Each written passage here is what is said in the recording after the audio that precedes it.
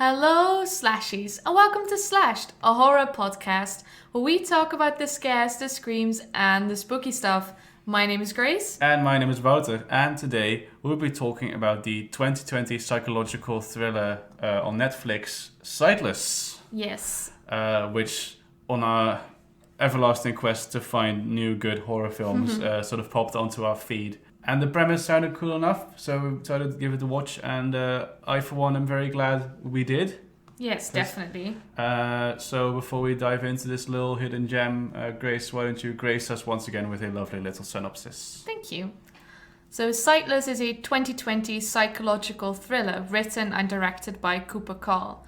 The film stars Madeleine Pesch as former famous violinist Alan Ashland and Alexander Koch as her caretaker Clayton Haley. The film opens with Ellen in the hospital, where she discovers that she has permanently lost her sight in a mysterious attack. Ellen's brother arranges for her to move into an apartment downtown where she will be cared for and rehabilitated by a specialist named Clayton. While Ellen and Clayton develop feelings for each other, Ellen becomes convinced that there's something off about her new home. She befriends her neighbor Lana, who appears to be in an abusive relationship with her husband, and Lana warns Ellen not to trust anyone. Ellen is consequently attacked by Lana's husband, but the detective handling her case tells her that there was no one there. He also tells her that she was most likely blinded by an old friend whom Ellen's ex-husband scammed out of her life savings.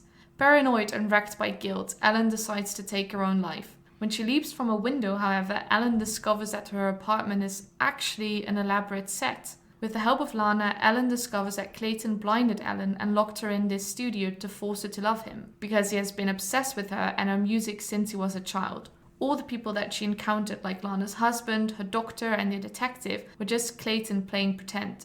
Ellen and Lana try to escape, and in the process, Ellen blinds Clayton using the acid he used on her. The film ends with Ellen playing the violin in a large concert hall. Thank you very much. So this film was unexpectedly really cool. Yeah, I would say so. Yeah, because it was a little slow for me at times. And of course, with a fairly newish, unknown film, I'm always a bit hesitant. Because I've noticed since I've started doing the podcast, I've become a little bit more critical when it comes to horror films. But this was really cool. I really liked how it was done, how it's they played with the premise of her being blind. I can't really make judgment calls of how accurately Madeleine Pesch played the blindness, so I'll just leave that as is. I would believe that she couldn't see, and that's about it. Yeah, when I was doing some research for the podcast, I did read that this wasn't exactly a new premise, but to me, this seemed like quite an original way of working with film. Ellen, of course, because she's blind, doesn't really know what her apartment looks like. She doesn't really know what Clayton looks like or the other people, but you basically see what she imagined. Yes. Imagines things look like. So, for instance, in the beginning, she asks him what color are the walls, and he answers with, well, what color would you like them to be? And she kind of presses like, no, just tell me what the room looks like. And he says blue. And at that moment, I think quite purple walls turn blue. And he do this trick a few times, and I think it's set up in a really nice way, because of course that's going to be important later when she tries to find a knife to attack Clayton. She finds that there actually weren't knives in the knife rack. In the knife rack, things like that. Or she imagines that Clayton is around the corner ready to attack her, but it's just her imagination and actually he isn't there. Stuff like that. Yeah, exactly. And what I think this film did really, really well, what I actually found that other films that we reviewed in the past didn't, like Ready or Not or Malevolent, is that this film knew what its premise was. It knew what made it unique, or at least what made it stand out from the films that are on show right now. And it didn't forget that. Like, it kept going with that premise throughout the film. That idea kept popping up, and it kept being important to... And it kept trying to play with it and stuff. Yeah, I thought that was really cool. Also, thank you for, when we were watching the movie, pointing out the wall thing, because I couldn't tell the difference, because I'm colorblind as shit. But then they did it later with a songbird that Clayton brings in, and it's a green parakeet, I think. And then he says, oh no, it's a blue songbird, which is of course a really nice sort of foreshadowing because he is keeping a songbird in a cage himself as well. Yeah. Which is really, I think there was just so many cool little hints dropped in. This is really one of those films that you can go back and watch like, you could have known from the start, but of course you didn't because the film is nicely crafted that way. Mm-hmm. And just a little side note, she gets the budgie and she's like, oh, put a mirror in there. If you have a bird, don't put a mirror in with it, because a lot of people do it because then the bird is tricked into thinking it has a companion, but it really only has two outcomes. Either the bird doesn't care for the mirror or he thinks he has a companion that doesn't interact with it, so it gets frustrated. So that's just not very relevant for the film, but I just wanted to say it. Don't do that. Yes, thank you. The important PSA though, take good care of your animals. Yeah. Yeah, but as I said, I really liked how the film doesn't really beat around the bush in telling you that something is fucky about this. Yeah. And I also like that it came up a few times where you said, this is a little weird. And then 10 seconds later, Ellen would say, this thing is a little weird. So it gave you enough that if you're quick enough to spot it, it's there, but it also is upfront about that the protagonist also doesn't trust whatever's happening. Yeah, and Ellen is really smart because a lot of horror films suffer from dumb protagonist syndrome, where your protagonist has to not pick up on the clues that the audience is being shown just to draw the film out, basically. But Ellen always questioned things when you are also questioning them as an audience, which made it really fun and engaging film. Yeah. Because if you're always 10 steps ahead of your protagonist, it gets really frustrating in a bad way. Yeah, but for me, it did get frustrating at times because then you get into the territory of, okay, but does she... Okay, basically my beef with this is she is initially and always quite rude to Clayton. Yes. Even though... Initially, there's no real reason to mistrust him because, as far as she knows, by that point, he is literally just her caregiver. Yeah, I think she's just rude because she is going through a lot. Yeah, fair. But so that was sometimes a little tedious for me. It was a little bit one note in that regard. But I do agree that they really show her off as being survival smart, you know? So like really good survival instincts. And even though, like, for example, the knives weren't there, she had mentally mapped where the knives were and how she was going to get to it. Yeah, like things when she's asking Lana about what is going on, she puts the tap on and then she throws something on the floor and she's like, oh, Lana, can you help me? So they're ducking behind the kitchen counter with the tap on, which is, of course, creating all this noise so the microphones can't pick up what they're saying. Yeah. Smart stuff like that they don't feel the need to explain to you. Like, they don't make a whole thing out of it, but they just do it. And I think that was really good. I will agree that I found that the dialogue between Clayton and Ellen could be a bit tedious. I felt like they had the same conversation a few times over. Yeah. Especially when considering their feelings, because somewhere between Act 1 and 2, I would say he confesses his feelings for her. Yes, but in character. In character, as Clayton, he's like, oh, I can't work for you anymore because I have feelings for you, but I'll still help you on your journey, but I don't feel comfortable taking your money. Yeah. And she says that she has feelings for him too, and he kisses her, and then she's like, no, what are you doing? I want you to work for me. Yes. And it's a bit of a confusing talk and have something like that quite a few times.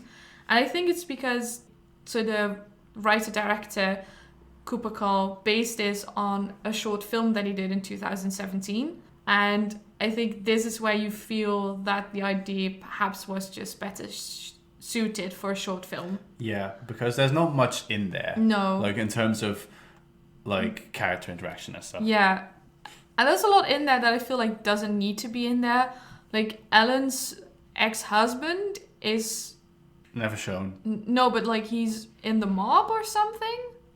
Yeah, it's a bit unclear, but they had to write him out of the film somehow, and he's in jail for embezzling money from the lady who supposedly blinded her, which, of course, turns out to be a lie from Clayton. Yeah, and I'm glad it was a lie, because at the time when they introduced it into the film, I thought that Like, they play it up as if that is a mystery too. Like, who is Sasha? Yeah. And would she do something like that? And then you find out, and it feels really unsatisfying because, like, well, if this Sasha character did it, who I haven't seen and I've only heard about, that's just not very interesting. And also, it wasn't something that Ellen found out. It was something that was told to her.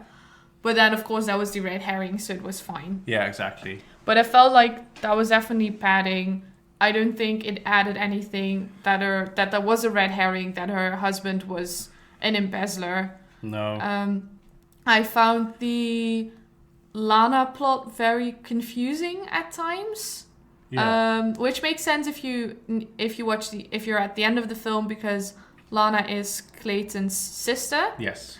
And she, in the beginning, is playing along with the game and then isn't anymore near the end. But it's very whatever the film needs her to be in the moment. Yeah, it's not clear enough that she is also basically his captive, because they also make it seem at times that she was actively involved in Ellen's kidnapping. Yeah. Or even that she did the attack, because the initial clip of her getting acid thrown in the face also kind of seems to suggest that it's a woman who's doing it. Yeah, that was actually another interesting thing, because it suggests that's a woman because we see someone with a wig. Yeah. With like long hair and red hair. So at some point I thought, oh, it's someone trying to steal Ellen's identity. But Ellen always insists it felt like a man. Mm-hmm. And then I think you're also supposed to think Lana did it. But you always have to believe Ellen in this film. Yeah. And she knew it was a man. She knew it was Clayton. Yeah, exactly. That was a really good twist, though. Like that, because of course you see it coming, or at least they kind of hinted that the apartment isn't what it seems. Like there's things going on, like with that the walls change and the bird changes, and then there is this sound effect that plays every time Leighton comes in. He comes in every time from 11 to 2. Yeah. And then at 11 sharp every day, every other day. Every other day, a sound of a car horn and then a car alarm plays outside her window, quote unquote, because it's of course just in the studio next over. And then she mentions that to Clayton, like, oh yeah, and then he starts describing to her, oh, there's a guy who is parallel parked and he drives off now. Mm-hmm. So you could tell that was clearly being manipulated somehow, but the twist that Clayton is also all the other people except from Lana, who we'd seen in the film, super cool. Yeah. I thought there was, and I thought, I hadn't figured it out, but I just thought, yeah, because the first thing you see is her in a hospital bed with a nurse, Omar. And he already kind of looked like Clayton, I thought, because he had this little same complexion, same hair. It's like, it's just the same guy. That makes sense because he's a nurse and a caregiver, you know? Yeah. Didn't think about that any further. Mm-hmm. And then it turns out he was, all the other people wasn't actually the same actor. It's like, oh, that's so cool. And that makes so much sense, because then it makes sense why the detective is being weird, why the security guard is being weird, why the Lana's husband, quote unquote, is being so aggressive to both her and Ellen for no reason, you know? And then, of course, in this world of awful people that Clayton has created, he is the only good character to Ellen, and that, of course, then forces her into this sort of artificial safety of a relationship. Yeah, and I really liked the twist. I thought it was cleverly done. I mean, you obviously know that something's going on. You know that Clayton is involved. I figured that that Lana and her husband were involved. Russo, I think. Russo, yes. But that was about it. Like, I didn't think the hospital was fake, stuff like that. Yeah, but exactly. It makes sense because she kept being confused how she was moved from all these different locations. Yeah. You never see her drive from the hospital to the studio. She just wakes up there. Yeah. So I did figure she was kidnapped, but I didn't realize she was just drugged and moved one room over. Yeah, exactly. What I didn't like is that the reveal of the twist also involved Ellen deciding to take her own life. Yeah. Which I felt was done in quite a drawn out and if not slightly romanticized scene. Yeah. Like, it bothered me the way that they handled that. And I honestly think that was like either a really pivotal scene in the short film or just, it felt like something they had decided on quite early on. Like, and then she jumps from the window and then she realizes it's a set. So they kept it in, but I didn't feel like it was a natural progression for Ellen. No, exactly. And also, it was how it was filmed. Also, I was kind of afraid that was going to be the ending for a sec. Yeah. It's like, oh Jesus, Yeah. this is going to be it. But then it cut to the actual reveal, which then sort of made up for it. But I agree that the events leading up to it didn't warrant Ellen taking her own life in any manner, but especially not such a dramatic manner, like with a super drawn out voiceover of her reading her farewell notes that she is voice typing on her laptop. I would have liked it better if there was like a scene. She has figured it out. She's pretty sure it's a set and she needs to test it. Yeah. And you have like a scene with her on the balcony and it keeps switching to the set and to a street. And she doesn't know. She's not sure what it's going to be. And then she has to take a literal leap of faith. And has to trust in the fact she is sure it's a set. She knows it, so she can take that leap. And then she knows everything I believe to be true, it is true. I can trust my perception. Yeah, and that would have been a nice symbolic thing as well, because then you sort of have the symbolism of her breaking out of trauma mode and her sort of taking matters into her own hands and re-entering the real world on her own terms and not living in this pampered... tailor-made sort of rehab situation. Yeah, I guess, but also just her shaking that feeling that she's powerless as a blind woman and that she can't trust her own perception anymore, and she needs someone like Clayton to tell her what's real and what's not. She knows what's real, and she knows when she's being misled. So I think that would have been much stronger without really needing much tailoring to the film. Like, they could have just done that, and then the rest of the film would have been pretty much the same, but better, you know? Yeah. I think that's all the thing. Yeah, I didn't like Clayton's backstory. I felt that was really flimsy. Well, flimsy, it was really... That was done, you know? Yeah, and also... It felt like they had the whole film already. Like, okay, the guy keeps a woman in a fake house, blinds her because he's obsessed with her, period. Yeah. And then they had to figure out, okay, but why is he obsessed with this particular woman? Well, because his mum died, yes. And she reminds him of his mum. No. Okay. No, his mum died, yeah. And then his dad locked him in a basement for 3 years. Oh, and he wants to do the same to her. No. And then his sister... He has a sister, secretly played her music, because she's a violinist, to him for 3 years. And that's why he's obsessed with her. It's like, okay, that's like 3 steps further than it needed to be, if there had to be any steps at all. So you have this film that it really reminded me of, which is called Secret Obsession. And it has a similar thing where the main character gets injured and is basically kidnapped unbeknownst to her by someone who's pretending to be her husband.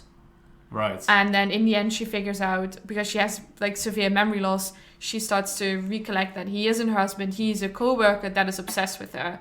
And then they show that because she's looking at old pictures.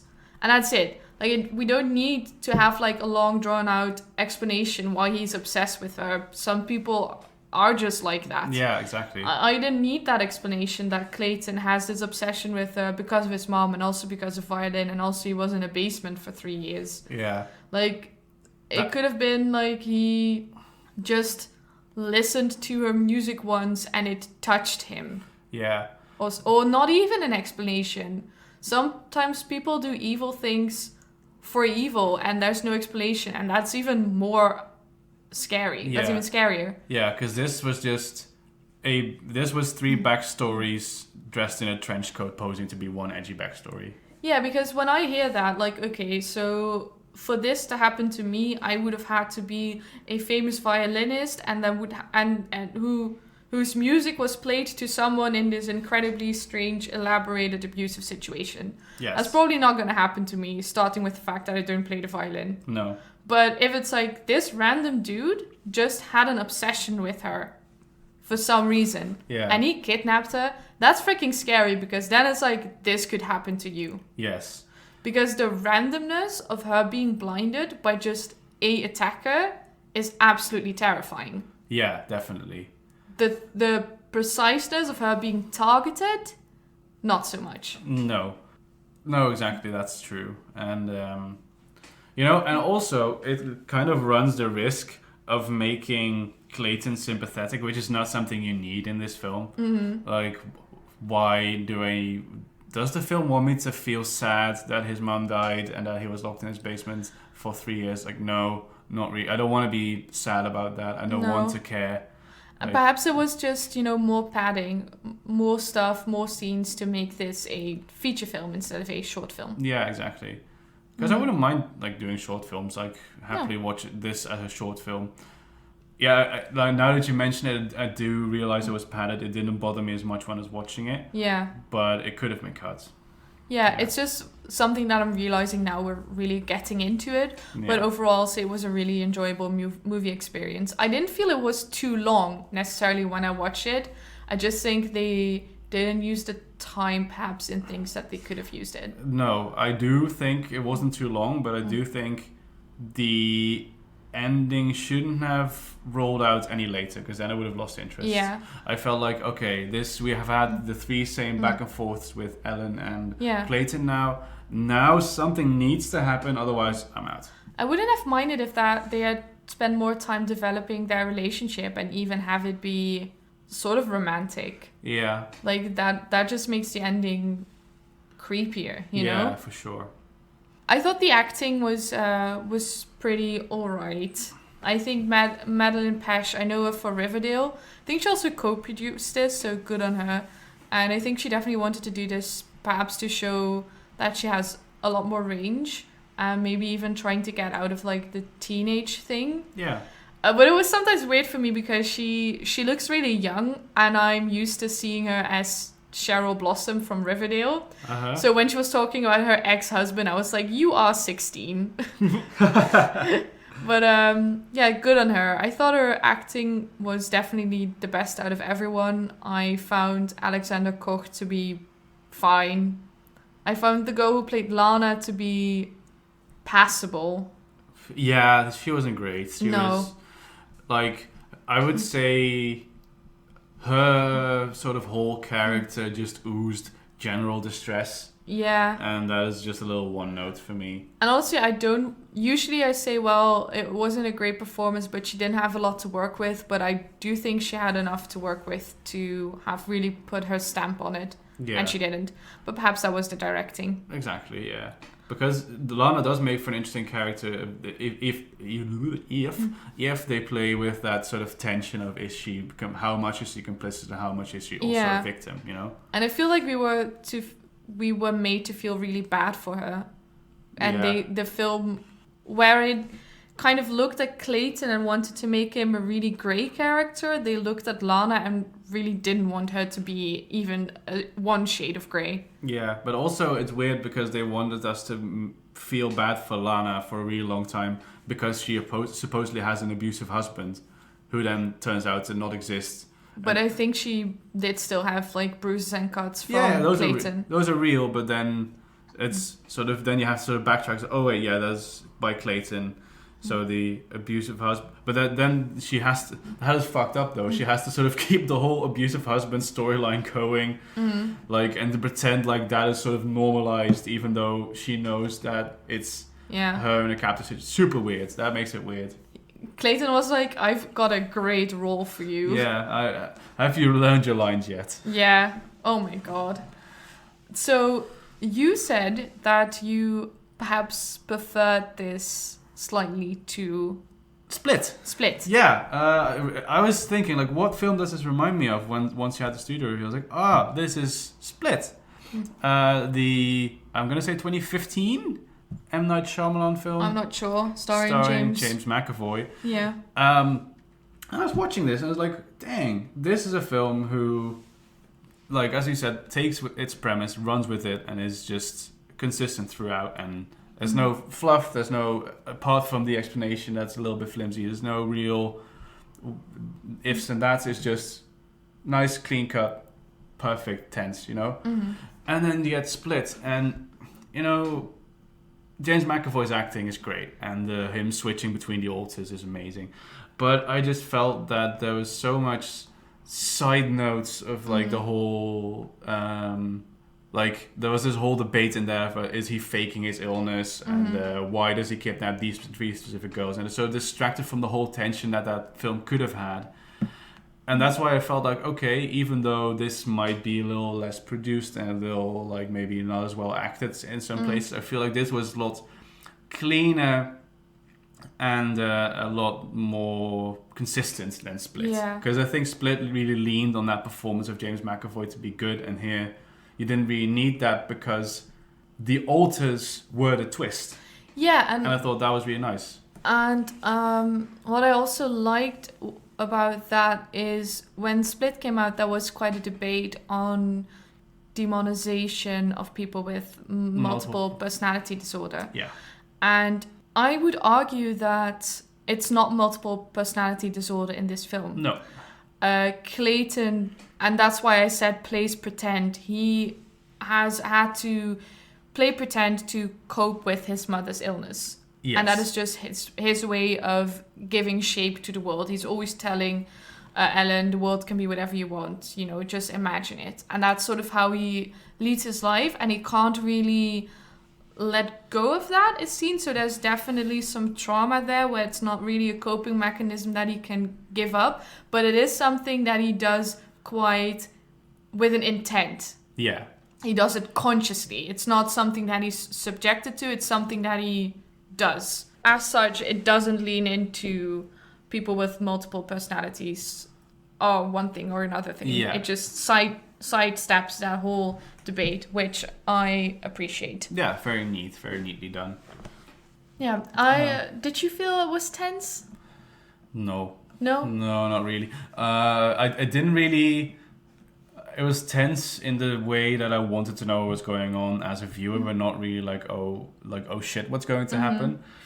And it didn't convince me enough of how scary it is to lose your eyesight. I didn't feel like it was visually nicely conveyed that she was blind and that she was imagining the world around her. I thought that was nicely done, but I didn't get the feeling how scary it is to have shit happen around you and not seeing it anymore.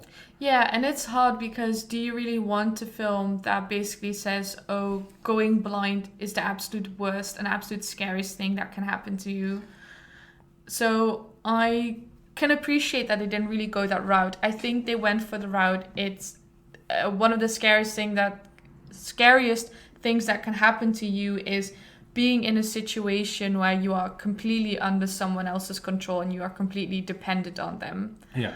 And then it kind of shows that Ellen isn't. She can overcome that. Yeah. But that's not super tense. There are some tense moments. I thought the moment where she falls into the soundproof kind of box they've put outside of a window when she leaps from the window, that was really tense. Yeah. Because it looked like a very small confined space and that was making me really anxious. Uh-huh. It's not super tense. No. And it's sometimes the tension is a little bit predictable as well. Like there's this scene where she's walking through a hallway and with the stick. With the walking stick, yeah, the cane. And she holds it forward like it's cane in one hand and then a taser that she's found in the other. And it's sort of played for a jump scare, but it's only for the audience because it doesn't matter to her whether the hallway is dark or not. And then you just know that at some point Clayton's hand is just going to pop up out of the darkness and yank the cane out of her hand, which of course happens. I honestly found the jump scares scarier that weren't jump scares, or the scares that weren't scares, like when she thinks there's someone looking at her, but it's nothing, she's just imagining it. Yeah. Or the one that one I found really good. She goes into the room and she imagines Clayton to be in the place where she left him on the floor because she knocked him over the head, and then suddenly he jumps into frame because she can imagine that he's still on the floor, but he got up. Yeah. I thought that one was really good. That got me real good. That was holy shit. But it's still really worth the watch. Just it's not a fantastic horror film. No, it's not. No, I wouldn't say it's a fantastic horror film. But considering that this is a sort of clearly a fairly small scale passion project by just one person. Yeah. Very nice. Very very much appreciate what they were going for, and they executed it. Whatever they had, they executed it very well. And even if it's not super original, like Clayton's backstory wasn't super original, and apparently there are quite a few films that use this premise, I felt it did kind of stand out from whatever is on my Netflix reel right now. Yeah, which is also most of the films we've already reviewed at this point. Yeah, I would definitely, I highly recommend this film. Yeah, definitely. Yeah.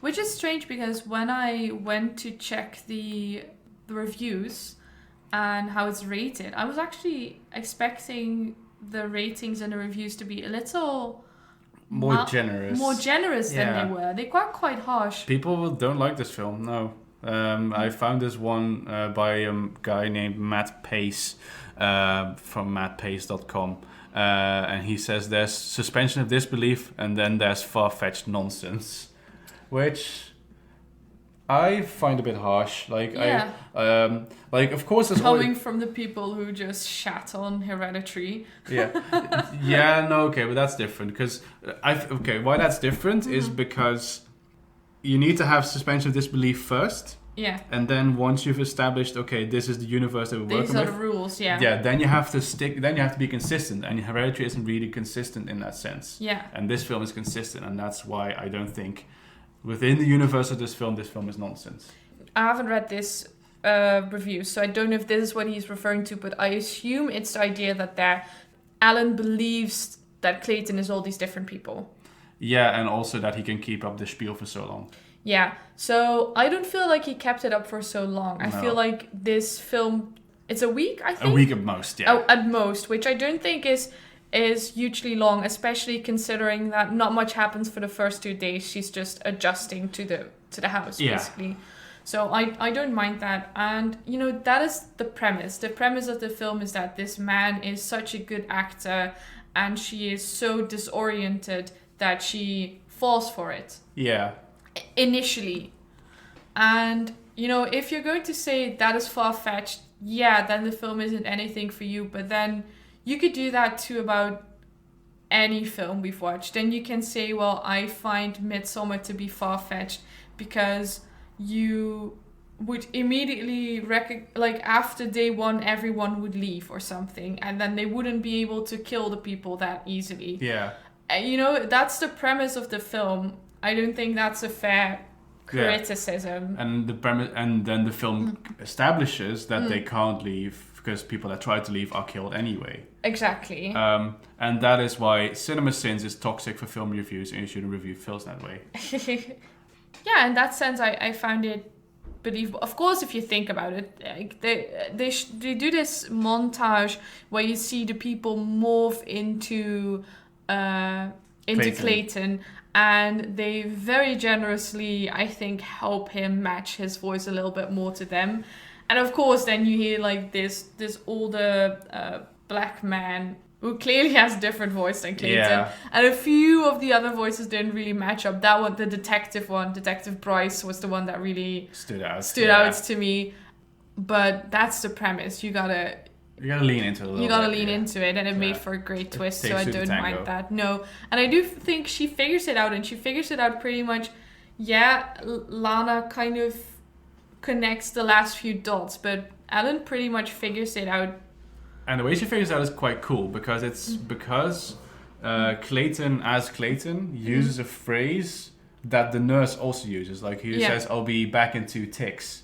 Yeah. And then he does, like, on the table. Mm-hmm. And then she remembers, the nurse that helped me first did that too. Like, I'll be back in 2 ticks. And then he knocks on the door 2 times. Yeah. And then she remembers other things, like, the clicking of the flashlights that the security guard has is the same as the flashlight that the paramedic had that helped me later when I stumbled and fell. Yeah. And then she starts connecting these dots, like, so these sounds, because she's very auditory orientated now, she's like, all these sounds are the same. Yeah.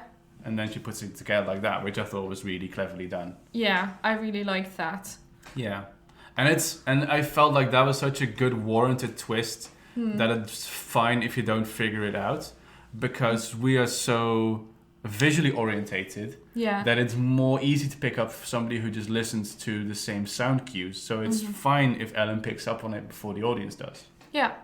I really liked it. I thought that was warranted. Yeah. Yeah. And then, of course, there are other questions that you can ask, like how was he able to build this studio and where did he get the money for all of this? And then you can go on like that for ages and ages. But, you know, is that really how you want to watch this film? No. Is that really how you want to watch any film? No. No. If you watch films that way, then films maybe aren't for you. Yeah. Watch non-fiction. Watch non-fiction, yeah, watch a documentary. Yeah.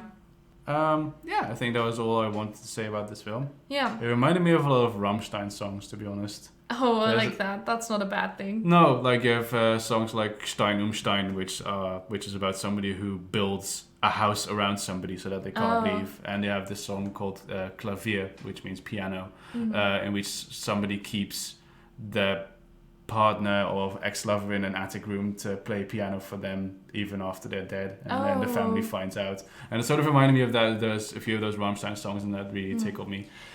For those not in the know, Rammstein is a great German metal band. Go look them up. Yeah. Yeah, and on that note, I'll say I've been Grace. I've been Wouter. Thank you very much for tuning in. Leave a comment, recommend us films, let us know what you thought of the film. Tune in next time when we review a different film that I'm not going to name because who knows what we're going to record next. And you've been slashed.